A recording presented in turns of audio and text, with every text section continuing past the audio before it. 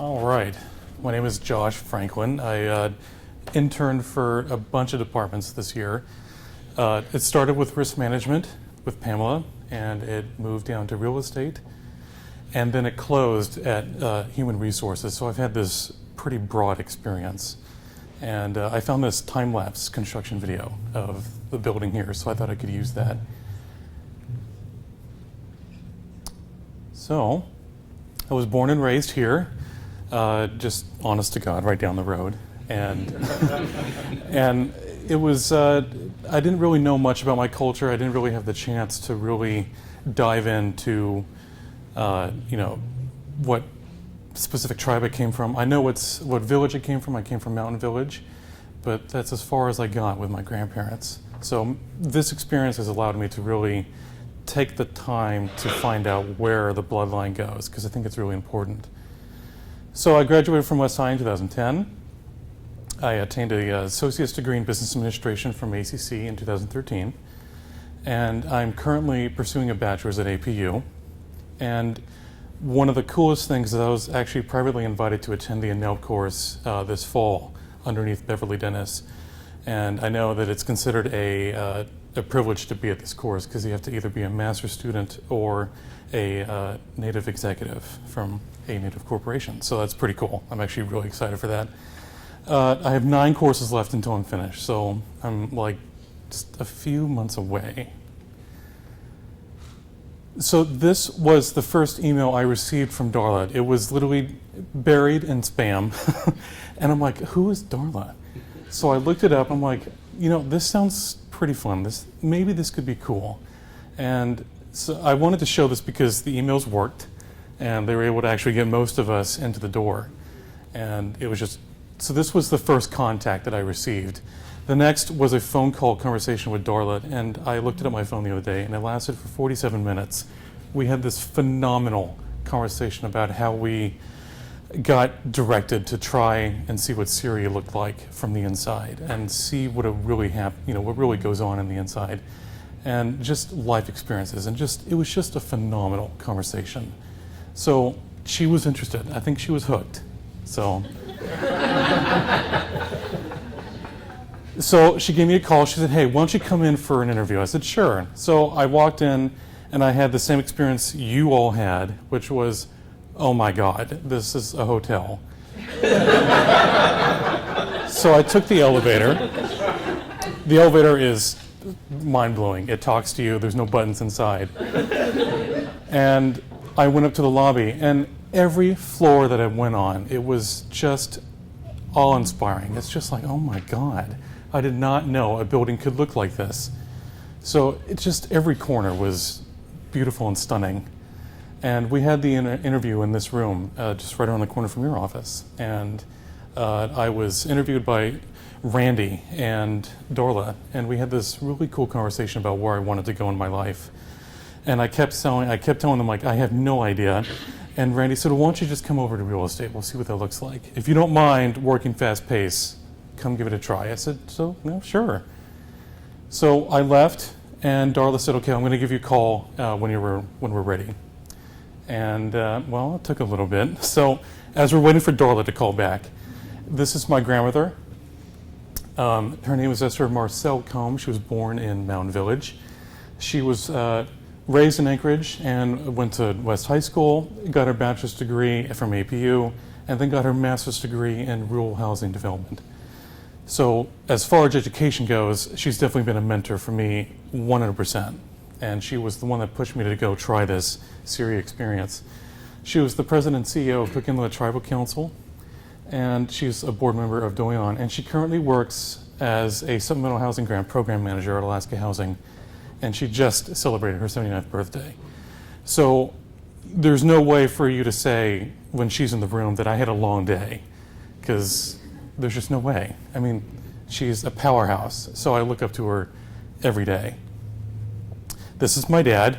I called him up because I was doing the slideshow. I said, hey, could you send me like a professional photo of you, because your profile photo on Facebook is a chicken. So this is what he sent me. I'm like, okay, so obviously not that photo. This is my dad. His name is Steve Franklin. He was born in Phoenix, and he went to high school in Houston. And he was working at South Central Foundation. He's been noted for starting the entire HR department back in the 80s because there wasn't any. And he actually trained Eileen Sylvester into the manager who then succeeded him. So I have this weird relationship with, somehow connected to CIRI. So I think this is like divine providence is what you would call it. He won 3 American Broadcast Association awards. They're called Goldie Awards in the radio industry. And he has 30 years in radio. He worked at KMBA, of course. And we also own together, we own CNS Mobile Music, which is a DJ company. So it's tons of fun. This is what we do every weekend. And we do it with parties. We do it with South Central Foundation's Christmas party we just did. So, you know, it's nothing but joy and happiness in this business. So I love it. I think we found our niche. So in the midst, while we're still waiting for Darla to call back, Kathy called, and she called us directly, and what we were looking for is a heroin treatment program for my brother. He had just come back from the streets. He had showed up for literally unapparently and came up out of nowhere, and we needed somewhere to take him because we felt like this is probably going to be our last chance dealing with addiction. And she said, have you tried our 4 Directions program? And I had never even heard of it. It's not advertised, it's kept private, and it's only recommended by your physicians. So I said, okay, well, you know what? Let's just try it. Let's just see what it looks like. Maybe it's just, it's got to be something. So she called them up and said, hey, you're expecting blah, blah, blah. You know, just prepare for the interview. And this is my brother. His name is James. This is 7 years of heroin usage, being on the streets, essentially homeless. This is him 3 months sober. So the program is working. It's phenomenal. I can definitely say that we have him back, and that would have not happened had it not been for South Central Foundation. So the program works. And then I finally got the call. And she said, hey. Yeah. So, I mean, it's all for a good cause. But she finally she said, hey, start tomorrow. I said, sure, why not? You know, let's get in there. So then I met Randy and Pamela. And I can definitely say that this experience has allowed me to build an actual friendship with Randy. He impartially invited me to his wedding because I found out through his schedule. I'm like, you're getting married? I want to go. So working with Randy, I know he was excited to, you know, have somebody in risk because it's just him and Pamela. And, you know, it gives him a way to talk about the stuff that he does every day. So, and of course, Pamela. I know. So Pamela, it was really interesting learning how to work with Pamela because she's very fast-paced, and I was looking forward to that, working with, you know, big projects and working on a really quick time schedule because I feel like I can manage that well. Hopefully I did well. And, you know, so this was my first project that she gave me. It was a Safety Connect. I'm sure most of you are familiar. It's like a magazine flyer that they send out to all of our subsidiaries, and it's all about safety for the month. So this is the draft that I had written. And of course, I was like, you know what? I'm going to throw Dr. Oz in there because everybody loves Dr. Oz. They're going to run to the flyers and go, you know, just take them off the shelves. Until I got an email, and she said, could you please redraft them so that we don't rely on Dr. Oz? So I saved this email forever because I'm thinking, how many times has she ever said that in her life? So I did. I redrafted it, and I added the cigarette box face of medicine. So this was my second project. This is a giant spreadsheet. It's OSHA's Form 300. And what it is our subsidiaries send us these forms. And they show us who's been sick, how many been sick, did they miss any work hours, did they miss work days, which is one of the most important things when it comes to insurance. as far as I understand, if your numbers are low, your percentage rates get lower.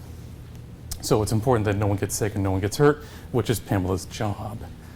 So all that information from that sheet gets put into this spreadsheet. All you have to do is enter it in. So I figured out a way to actually create a basic entry form, and I had no idea you could do this in Excel. I literally spent weeks on this, and I know Pamela had like bitten off all her fingernails waiting. But I was so proud of myself. I'm like, oh, this is so cool. I mean, you don't have to deal with all these lines. You push a button, you're done.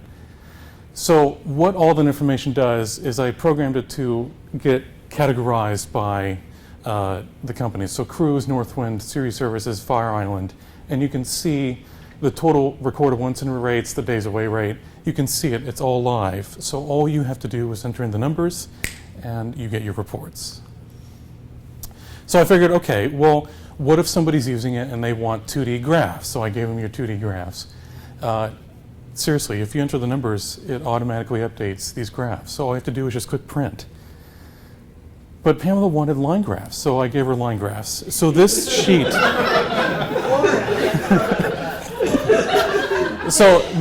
what this whole spreadsheet does is it keeps everything together. If you want bar graphs, if you want line graphs, if you want anything, all you have to do is enter in the numbers and the graphs build themselves so that you don't have to do anything. And that's what I wanted. So most of you are thinking like, okay, well, how did he do this in Excel? And I had no idea. So I went on YouTube, and a guy named Dinesh from India showed me how to write this box. And I'm not kidding. So I was actually able to finally make these boxes and make it just the way I wanted it to look like, but then I had to write all the code. I have never written code in my life until Dinesh from India told me how. The top line that says, find first empty row in database, I got help from Robert downstairs, and that was it. That's the only line of code that he'd written. So it was, I have to say, this is my pride and joy, because all you do is just push a button and you're done.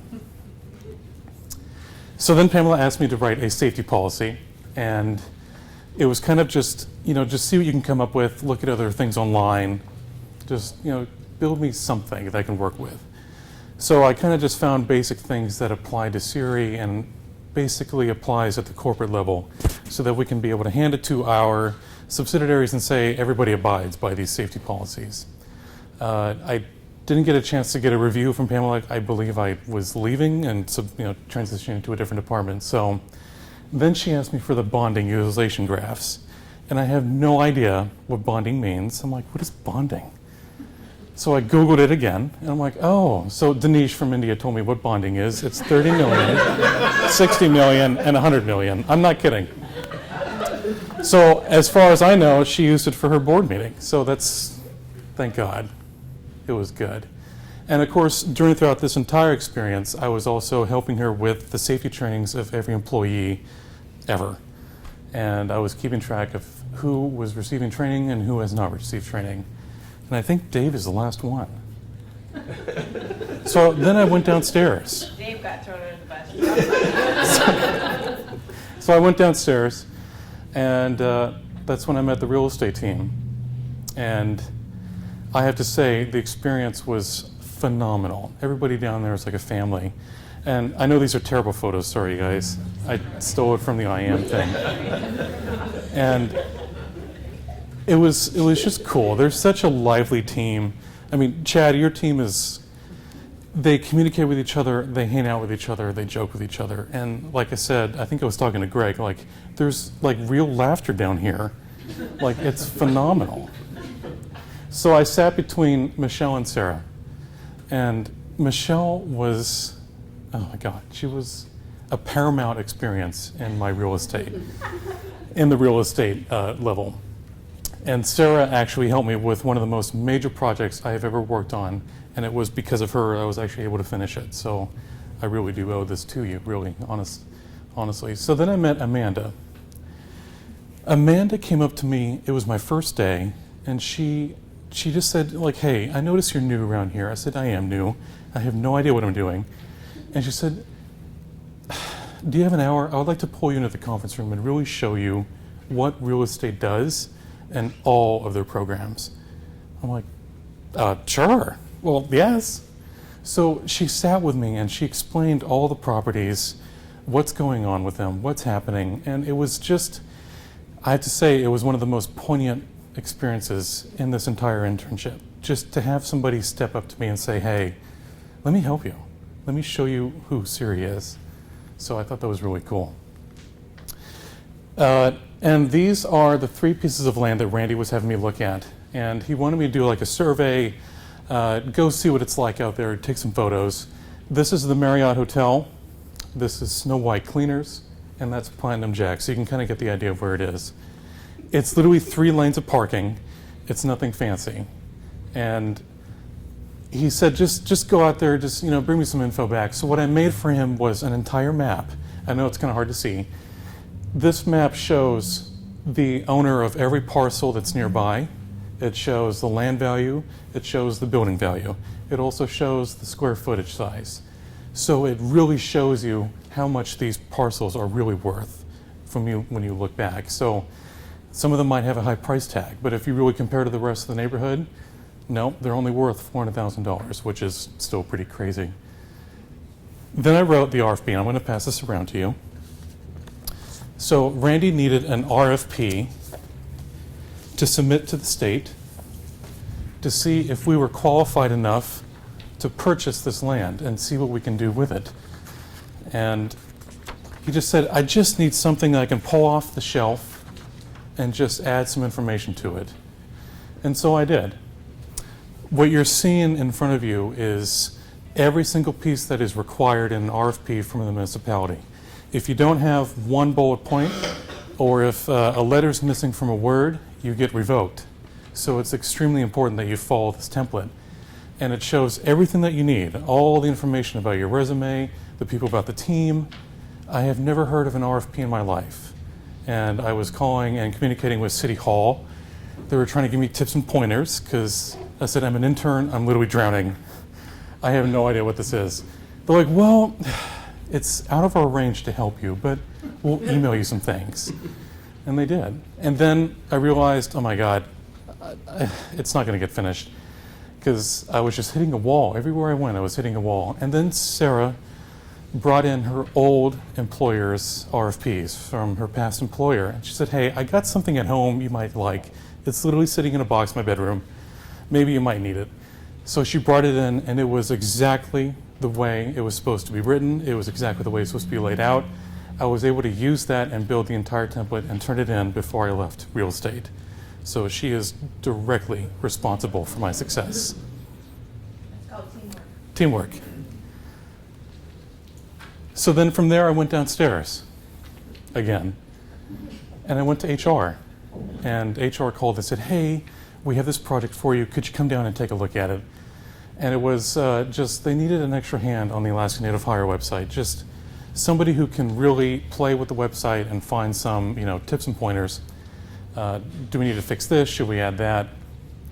And these are the banners that we currently use, to advertise websites on Alaska Native Hire. It's a little plain. So I changed it up a bit and added some color to it. So you can really see, it stands out more, in my opinion. And Dar liked it, so that's good news. So these are the rest that I had made. It's just so you can just pick and choose what banner you want to use and just put some words on it and get the advertisement out there. It's just for the website, so it doesn't leave the website. So just try to find anything that's not so black and white. So at that point, I think it's fair to say that when I walked into this building, I walked in half empty. And as a caregiver for my mother, under transportation and her health because she's disabled, my hands were decently full. Then taking in my brother and being responsible for his transportation and his health, and trying to essentially rebuild a relationship that he stepped away from, it was moreover overwhelming. But being a part of his recovery and going to his meetings, it allowed me to view my life differently. Maybe it's not so bad, So one of the things I've come to learn as an Alaska Native is regardless of your history, you never leave your family behind, because this is all that's left. We're dwindling. We Natives have inherited this responsibility to carry out our culture, our secrets to life. And you try to help others survive, and I believe that that's the mission here at CIRI, and I feel it every day, and I felt it the day I walked in here. One of the greatest lessons I've learned here is to never allow work to consume you. Ironically, it's something that we all know. Even myself, I knew that. We all know that. Until the day you start realizing that you wake up thinking about work and you go to bed thinking about work. And you allowed everything else to become gray in between. I got this crazy illness. It was this awful virus, and I was out for about 5 days. I could not walk, and I was in the hospital for about 2 days, and it was really terrible. And when I was sick, I was sitting in the ER, and there was this elderly woman that was sitting next to me. She was probably in her 80s or 90s, and she had been waiting there for 4.5 hours. And she had said that she had stage 4 cancer. And she was just trying to get through the pain because her back was hurting so bad. And so I grabbed her hand and I said, I'm so sorry. Can I at least just go to the attendant and just say, hey, give you a time update. Is there anything I could do? And she grabbed my other hand and she said, you don't have to worry because I've lived an amazing life. And it was at that moment that I realized nothing else is more important than what you do with yourself every day, all the time that you have. You can't waste everything. And if you take things for granted, you're going to be sitting in that same situation wondering what happened to all your time. It left you. So everybody has a story, and there's something to be learned from every experience. It's important to know that everybody has a calling, and it's your real job in life to figure out what that is and get about the business of doing it. Don't waste any more time. Start embracing the life that's calling you and use your life to serve the world. Thank you.